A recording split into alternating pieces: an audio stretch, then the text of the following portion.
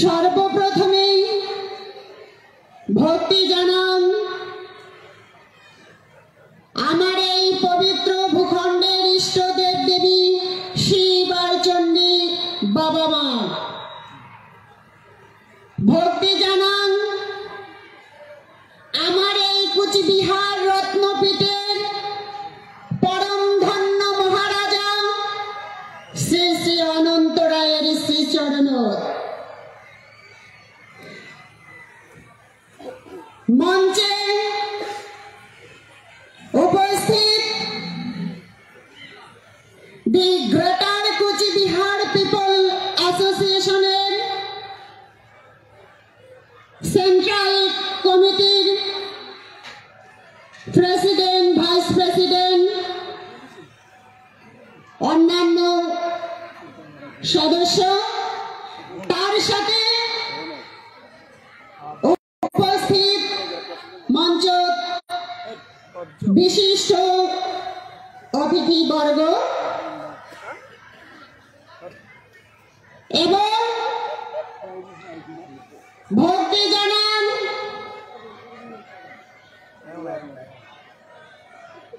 দুই দিন ধরিয়া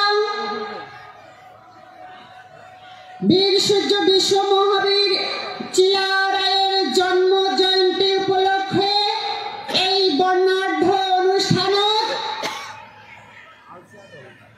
জাতি, ধর্ম, বর্ণ, ভাষা, নারী পুরুষ, ছোট বড় নির্বিশেষে সবাইকে মোর অজস্র ভক্তি, শ্রদ্ধা আর ভালোবাসা। জন্মগ্রহণ করে বাবা ছিলেন কামতাপুর রাজ্যের প্রতিষ্ঠাতা বিশ্বসিংহ, মা ছিলেন গৌড়ের রাজকন্যা পদ্মাবতী। বীর চিলা রায়ের নাম ছিল শুক্লধ্বজ। তার গায়ের রং খুব ফর্সা আর একবারে মাঘী পূর্ণিমার পূর্ণ আলোকে জন্ম হওয়ায় তার এই নাম। কামতাপুর রাজ্যের মহারাজা নরনারায়ণের সেনাপতি ছিলেন বীর চিলা রায়। শুক্লধ্বজ যুদ্ধকালীন কোন সময়ে পরাজয় হন নাই। শুক্লধ্বজের অসীম যুদ্ধ পারদর্শিতা, রণনীতি, জলে স্থলে সমানভাবে দুর্ধর্ষ মহাক্রমে বুদ্ধিমত্তায় সমান গতিতে পরিচালিত হয়েছে। চিলা রায়ে বিশ্বের প্রথম মিলিটারি সিস্টেম গেরিলা যুদ্ধ কৌশলে যুদ্ধ করেছিল, যা বর্তমান সারা বিশ্বের দেশ আমার এই বীর চিলা রায়ের গেরিলা যুদ্ধের এই কলা কৌশলের পারদর্শিতা আর আদর্শ অনুসরণ করে। চিলা রায় একের পর এক কাছাড়, হিড়ম্বা রাজ্য, মণিপুর, জয়ন্তিয়া, ত্রিপুরা, খৈরাম, সিলেট, ডিমারুয়া, ভারতের পুরা উত্তর পূর্বাঞ্চল অপ্রতিরোধ চিলা রায় দখল করে নিয়েছেন। কোচ রাজত্বের অধীনস্থ রাজারা মহারাজা নরনারায়ণ বাৎসরিক কর দিত। মহারাজা নরনারায়ণের বশ্যতা স্বীকার না করি কোন রাজ্যের রাজা যদি যুদ্ধ করে, তাহলে সেই অপরাধের জন্য রাজা দেওয়া লাগছে বিশাল ক্ষতিপূরণ। চিলা রায়ের ধর্মের প্রতি ছিল অগাধ ভক্তি, বহু মন্দির তৈরি করেন। বীর চিলা রায়ের সাহসিকতা, অগাধ পাণ্ডিত্য, অসামান্য শৌর্য বীর্য, স্বাভাবিক নিঃস্বার্থপরতা, সুকোমল ভাতৃপ্রেম, বুদ্ধিমত্তার সাহায্যে মহারাজা নরনারায়ণ কোচবিহারের সাম্রাজ্যে পরিণত করেছে। তার এই বীরত্বপূর্ণ কৃতিত্ব চিরস্মরণীয় করে রাখার জন্য চিলারায়ের জন্মদিনটা দি গ্রেটার কোচবিহার পিপল অ্যাসোসিয়েশনের কেন্দ্রীয় অধিবেশন।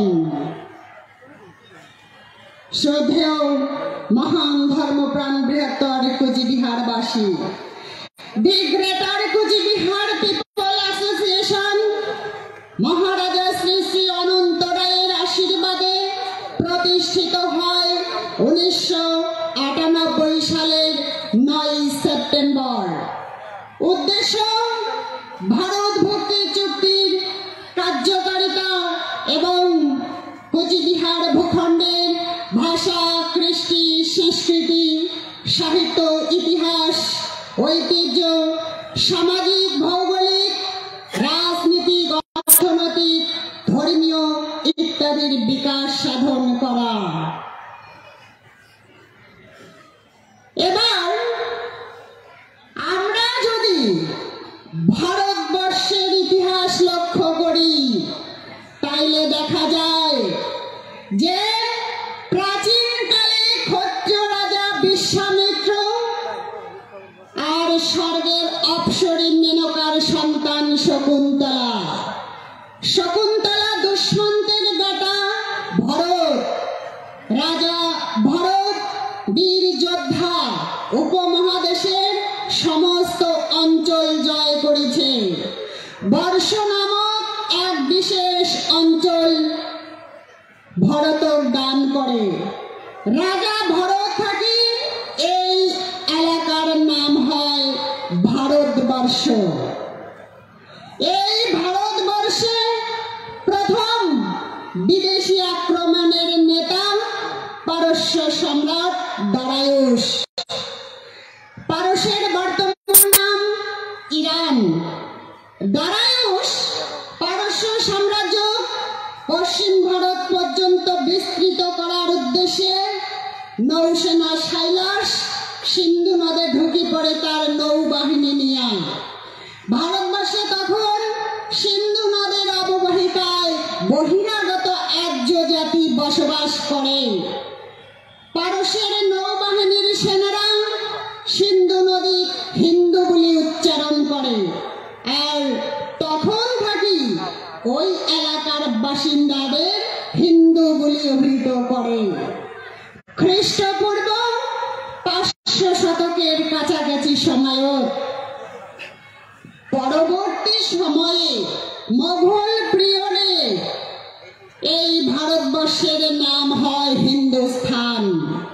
মোগল পিরিয়ডের কিছুকাল পরে বহিরাগত ইংরেজ শাসনকালে ভারতবর্ষের নাম হয় ইন্ডিয়া, যা 1947-এ ইন্ডিয়ান কনস্টিটিউশনে ভারতবর্ষ এবং ইন্ডিয়া দুইটা নামক বৈধতা ও সম্মান প্রদর্শন করে।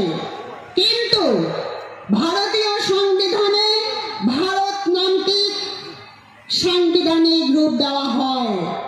ইন্ডিয়া কনস্টিটিউশনে ফার্স্ট শিডিউলে লেখা আছে India, that is Bharat, shall be a union of state। কিন্তু আমরা যদি আমার সভ্যতার ইতিহাস খুলে দেখি যে আমার এই ভূখণ্ডে বহিরাগত কোন জাতি শাসন করিবার পায় নাই। ইতিহাস সাক্ষী মানব সভ্যতার সৃষ্টি থেকে আমরা এই ভূখণ্ড শাসন করিয়াছিলাম। সত্য যুগে আমার এই ভূখণ্ডের নাম ছিল স্বর্গপুরী, রাজা ছিল ইন্দ্র। ত্রেতা যুগে এই ভূখণ্ডের নাম ছিল মিথিলা, যা বিধেয়নগর উত্তর বিহার নামে পরিচিত ছিল, রাজা ছিল জনক। দাপর যুগে এই ভূখণ্ডের নাম ছিল প্রাক জ্যোতিষপুর। ভগবান শ্রী বিষ্ণু বরাহ অবতারে হিরণ্যাক্ষ বধ করে এবং পৃথিবীর সংকট থাকি উদ্ধার করে। বিষ্ণু পুরাণে এবং উল্লেখ আছে বরাহ এবং ধরিত্রীর গর্ভজাত সন্তান নরক। নরক সত্যযুগে স্থিতি নেয় এবং ত্রেতা যুগে তৃতীয় অধ্যায়ে জন্ম হয় বিদেহ নগরে। প্রতিপালন হয় জনকের রাজবাড়ি। 16 বছর বয়সে শ্রী নারায়ণ নরকের রাজ্যাভিষেক করে প্রাক জ্যোতিষপুরে। রাজ্যাভিষেককালে শ্রী নারায়ণ 4 যুগের শাসনের যন্ত্র শঙ্খ চক্র নরক দান করে। নরক দেবী কামাখ্যার মন্দির নির্মাণ করে। বর্তমান যে জায়গা কামাখ্যার মন্দির, সেই জায়গা ছিল নরকের রাজবাড়ি। নরক দাপর যুগ পর্যন্ত মা কামাখ্যার আশীর্বাদে সুখে রাজত্ব করে। এক সময় বশিষ্ঠ মুনি চক্রান্ত করে শ্রীকৃষ্ণ ডাকে আনে উত্তর গুয়াহাটি। সেই সময় নরকের অস্ত্র ভান্ডার পাহারারত বশিষ্ঠ মুনি রাজা নরকের কোষাগার থাকি সুদর্শন চক্র আনি শ্রীকৃষ্ণ দেয়। নরকের সেনাপতি ছিল মুরা। মুরার সাথে শ্রীকৃষ্ণের প্রচন্ড যুদ্ধ হয়। যুদ্ধে মুরার মৃত্যু হয়। মুরাক বধ করে শ্রীকৃষ্ণ মুরারি উপাধি লাভ করে। এই জন্য শ্রীকৃষ্ণ কয়, শ্রীকৃষ্ণ গোবিন্দ হরে মুরারি, হে নাথ নারায়ণ বাসুদেব। মুরাক বধ করে শ্রীকৃষ্ণ সুদর্শন চক্র দিয়া রাজা নরক বধ করার উদ্যত হয়। তখনই নরক সত্যভামাগ অনুরোধ করে যে তার মৃত্যু উজ্জ্বল আলোকে যেন প্রজাবাসী পালন করে। নরকের মৃত্যুর দিনটা তাই নরক চতুর্দশী নামে পরিচিত। ওই দিনটাতে নরকের উদ্দেশ্যে বাতি জ্বালায়। এরপরে শ্রীকৃষ্ণ নরকের কোষাগার থাকি নারায়ণের দেয়া পাঞ্চজন্য শঙ্খ এবং অন্যান্য মহামূল্যবান প্রয়োজনীয় জিনিস সঙ্গে নিয়ে যায় শ্রীকৃষ্ণ। নরকের বেটা রাজা ভগদত্ত, ভগদত্তের বেটা পুষ্পদত্ত ও বজ্রদত্ত। কলিযুগে পুষ্পদত্তের বেটা কান্তেশ্বর কামতার রাজা হয়। বজ্রদত্ত তথা টয়রা কান্তেশ্বরের মন্ত্রী। কান্তেশ্বরের মন্ত্রী টয়রার বংশভূত পুষ্যবর্মন 350 খ্রিস্টাব্দে কামরূপে রাজত্ব করে। কামরূপের শক্তিশালী মহারাজা ভাস্কর বর্মন বা বর্মা রাজত্ব করে। পরে অবন্তী বর্মন শালস্তম্ভ রাজবংশের প্রতিষ্ঠা করে। পরে কান্তেশ্বরের সেনাপতি মঙ্গলের বংশভূত হারিয়া মণ্ডলের বেটা বিশ্বসিংহ কামতাপুরের রাজা হয়। বিশ্বসিংহ অবিভক্ত গোয়ালপাড়া জেলার সিকনাঘাট থাকি আলিপুর কামাখ্যাগুড়ি হিঙ্গলাবাসে আসে। হিঙ্গলাবাস থাকি মহারাজা বিশ্বসিংহ প্রাচীন কামতার রাজা কান্তেশ্বরের রাজবাড়ি গোসানিমারি দাসে এবং রাজবাড়ির বিশ্বসিংহের রাজ তিলক হয়। আর তখন থাকি বিশ্বসিংহ কামতা রাজ্য কামতাপুর বলে ঘোষণা করে। বিশ্বসিংহের পুত্র নরসিংহ আর নরনারায়ণ রাজা হয়।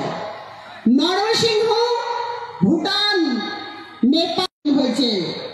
16 শতকের শুরুতে তিব্বতীয় লামার ভুটানের অধিপতি এবং ধর্মরাজক ছিল রিম্পোচি। বঙ্গদেশে ধর্মরাজা নামে পরিচিত ছিল। আর ভুটিয়ারা রিম্পোচি স্বয়ং বুদ্ধদেবের অংশ বলে মনে করেন। কৃষ্ণকান্ত বসু তার ভুটান বৃত্তান্ত 1800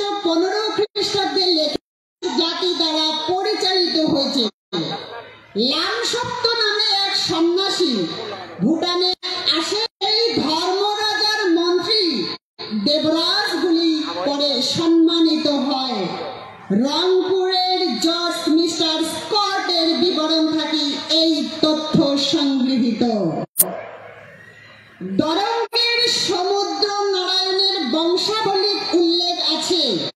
কোচবিহারের রাজবংশের মূল পুরুষ মহারাজা বিশ্বসিংহের জ্যেষ্ঠ পুত্র নরসিংহ তার ভাই নরনারায়ণ কর্তৃক দেবরাজা পরাজিত হইলে মহারাজা নরনারায়ণ ভুটানের ধর্মরাজা হইছেন। তখন নরনারায়ণ ভুটান রাজকার্যের সুবিধার জন্য দেবপদের সৃষ্টি করে এবং সমস্ত ভুটান দেশ দাগা, টংসা বা টাংসু এবং পারো 3 ভাগে বিভক্ত করি পল্লর বা পেল্লর অধীনতায় স্থাপন করেছে। নরনারায়ণের আগত তার দাদা নরসিংহ ভুটান দেশের ধর্মরাজ নামে শাসন করে। তার সাথে নেপালে যায় নরসিংহ রাজত্ব করে। পরবর্তী সময়ে 1905 সালে ভুটান ধর্মযাজকের মৃত্যু হইলে দ্বিতীয়বার আর কাউ ধর্মযাজক হিসাবে আগ্রহ প্রকাশ করে নাই। তাই পরবর্তী সময়ে ভারত ইংরেজ শাসনকালে টাংসু পেল্লো দেশের সর্বময় প্রভু হয় এবং ভারত সরকার তার সমর্থন করে আর ব্রিটিশ গভর্নমেন্টের প্রিয় বন্ধু হয়। 1905 সালে পেল্লো ভারত সরকারের তিব্বত অভিযানে সহায়তা করে আর লাসা পর্যন্ত গমন করে। তখন থাকি তিব্বতের লাসা ইন্ডিয়া গভর্নমেন্টের হয়। এটা ঐতিহাসিক প্রমাণ। 1907 সালে টাংসু পেল্লো ইংরেজ সরকার স্যার উজির ওয়ারাজো ভুটানের একমাত্র ক্ষমতার অধিকারী বলিয়া ঘোষণা করে এবং সাথে সাথে তার বংশধর উত্তরাধিকারী প্রাপ্ত হয়। 1910 সালে ভারত সরকারের সাথে পেল্লোর যে সন্ধি হয়েছে তাতে ভারত সরকার পেল্লো ভুটানের রাজা হিসাবে সম্মানিত করে এবং ভারত সরকার ভুটান কর্তৃপক্ষ যে 50,000 টাকা দিত সেটা তখন বাড়িয়া 1 লক্ষ করা হয়। শর্ত ছিল ভুটানের অভ্যন্তরীণ শাসন ব্যাপারে ভুটান রাষ্ট্রের পূর্ণ স্বাধীনতা থাকিলে আর বৈদেশিক ব্যাপারে ভারত সরকারের মান্যতা বা উপদেশ মেনে চলতে হবে, যা আজই অবধি চলে আছে। সেই থাকি ভুটান গভর্নমেন্ট বৈদেশিক ব্যাপারে সম্পূর্ণভাবে ইন্ডিয়ার গভর্নমেন্টের নিয়ন্ত্রণাধীনে। 1911 সালে ভুটান রাজ্য ভারত সম্রাটের দিল্লির দরবারে নিমন্ত্রিত হয় আর দিল্লির দরবারে ভুটান রাজ KCSI উপাধি অর্জন করে। এমন করে কামতাপুরের মহারাজা বিশ্বসিংহের আর এক পুত্র নরনারায়ণ রাজা হয়। নরনারায়ণের সেনাপতি চিলারায় যুদ্ধকালীন কোনো দিনও পরাজয় হয় নাই। নরনারায়ণের পরে লক্ষ্মীনারায়ণ, মধুনারায়ণ, প্রাণনারায়ণ কামতাপুরের মহারাজা হয়। মহারাজা ধৈর্যেন্দ্র নারায়ণ কোচবিহার রাজ্যের 13তম মহারাজা হয় 1765 খ্রিস্টাব্দে। মহারাজা ধৈর্যেন্দ্র নারায়ণ পরম্পরা ভুটিয়াগুলা ডাকিয়া ভোজ ভাত খোয়ায়। সেই হিসাবে ভুটানের ভুটিয়া সর্দার দেবরাজক বার্ষিক ভোজন সভা আমন্ত্রণ করে। ভোজ সভায় ভুটান সেনাপতি পেনসু তোমার মহারাজা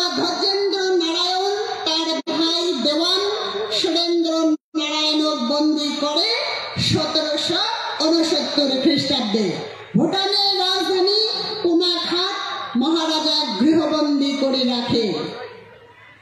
ভুটানের সেনাপতি পেনসু তোমা ভুটানের সর্দার দেবরাজক সব বিষয় অবগত করার জন্য দেবরাজের ভাগিনা জিম্পো কুচবিহার রাখি যায়। এমত অবস্থায় মহারাজা উদ্ধারের জন্য খগেন্দ্র নারায়ণের নেতৃত্বে শরণাপন্ন হয় ব্রিটিশ ইস্ট ইন্ডিয়া কোম্পানির কাছে। 1773 খ্রিস্টাব্দে 5 এপ্রিল মহারাজা এবং দেওয়ানক উদ্ধারের জন্য কোম্পানির সাথে কুচবিহার রাজ্যের চুক্তি হয়। 1774 খ্রিস্টাব্দে কুচবিহার ও ব্রিটিশ ইন্ডিয়া কোম্পানির যৌথ সেনাবাহিনীর ক্যাপ্টেন জোন্স কোচবিহারের বিভিন্ন ভুটানি ছাউনি ভাঙি দেয় আর কোচবিহার রাজ্য ভুটানি দখল মুক্ত হয়। দেবরাজের ভাগিনা জিম্পে যুদ্ধ নিহত হয়। যুদ্ধের পর রাংপুরের ক্যাপ্টেন মিস্টার পার্লিং ভুটান সরকারক এই শর্তে চিঠি দেয় যে অতি সত্বর মহারাজা তার সাঙ্গপাঙ্গদের মুক্তি না দিলে কোম্পানি ভুটানের রাজধানী কোনাখা দখল করে নেবে। সর্দার ভয় পায়া সমতল থাকি পায়া তিব্বতীয় কর্তৃপক্ষ ত্রিশুলামার মাধ্যমে কোম্পানির সাথে সন্ধি করে। 1774 খ্রিস্টাব্দে 25 এপ্রিল ভুটান এবং ইস্ট ইন্ডিয়া কোম্পানির সন্ধি মহারাজা ধৈর্যেন্দ্র নারায়ণ দ্বিতীয়বার রাজ সিংহাসনত বসিয়া অবিভক্ত গোয়ালপাড়া জেলা সন্ধি চুক্তির মাধ্যমে ব্রিটিশ কোম্পানি দেয়। ঋণ পরিশোধ না হওয়া অবধি তার মেয়াদ থাকে। British undivided Goalpara district Rampur জোনের সাথে যুক্ত করে। পরে 1947 সনে 18 July Indian independent act 71B ধারা মতে ব্রিটিশ সরকার আনডিভাইডেড গোয়ালপাড়া ডিস্ট্রিক্ট মহারাজা জগদীপেন্দ্র নারায়ণ বাহাদুর ফেরত দেয় এবং চুক্তির অবসান হয়। তখন থেকে আনডিভাইডেড গোয়ালপাড়া ডিস্ট্রিক্ট কুচবিহার মহারাজার হয়। প্রথম মহারাজা বিশ্বসিংহ থাকি শেষ মহারাজা 22তম শেষ মহারাজা জগদীপেন্দ্র নারায়ণ বাহাদুর 1949 সনে 28 আগস্ট কোচবিহার স্বতন্ত্র রাজতান্ত্রিক রাষ্ট্রের সাথে ভারতবর্ষের এক রাজকীয় ঐতিহাসিক ভারত ভক্তি চুক্তি স্বাক্ষর করে, যা কয় ট্রিটি। ভারত ভক্তি চুক্তির সময় কোচবিহার মহারাজা জগদীপেন্দ্র নারায়ণ বাহাদুর কোচবিহারের সমস্ত স্থাবর অস্থাবর সম্পত্তি কোচবিহার প্রজামণ্ডলীর নামে উইল করে দেয়। অর্থাৎ মহারাজাই ভূখণ্ডের মালিক। মহারাজা জগদীপেন্দ্র নারায়ণ বাহাদুর সমস্ত মালিকানা সত্ত্ব প্রজামণ্ডলীর নামে উইল করে দেয়। তখন থাকি এই ভূখণ্ডের মালিক বৃহত্তর প্রজামণ্ডলী হয় আর জগদীপেন্দ্র নারায়ণ বাহাদুর প্ল্যান নাম্বার 1 থাকিয়া প্ল্যান নাম্বার 9 পর্যন্ত তার ব্যক্তিগত সম্পত্তি রাখে। আর 1949 সনে 26 নভেম্বর ভারতীয় সংবিধানের প্রথম তফসিলে কোচবিহার প্রিন্সলি রাষ্ট্র সি ক্যাটাগরি রাজ্য তালিকায় অন্তর্ভুক্ত করে। মহারাজা জগদীপেন্দ্র নারায়ণ বাহাদুর 1970 সালে দেহ ত্যাগ করে। তখন ভারত সরকারের পক্ষে গৃহ মন্ত্রণালয়ের উত্তরাধি হিসাবে মহারাজা জগদীপেন্দ্র নারায়ণের ভাতিজা বিরাজেন্দ্র নারায়ণ কোচবিহারের রাজা বলে ঘোষণা করে। বিরাজেন্দ্র নারায়ণ 1992 সনে পরলোক গমন করে। আমার এই কুচবিহার রাজ্যে পরম্পরা রাজবংশের পরিসমাপ্তি ঘটে। এমত অবস্থায় রাজা বিহনে এক অস্থিরতার সৃষ্টি হয়।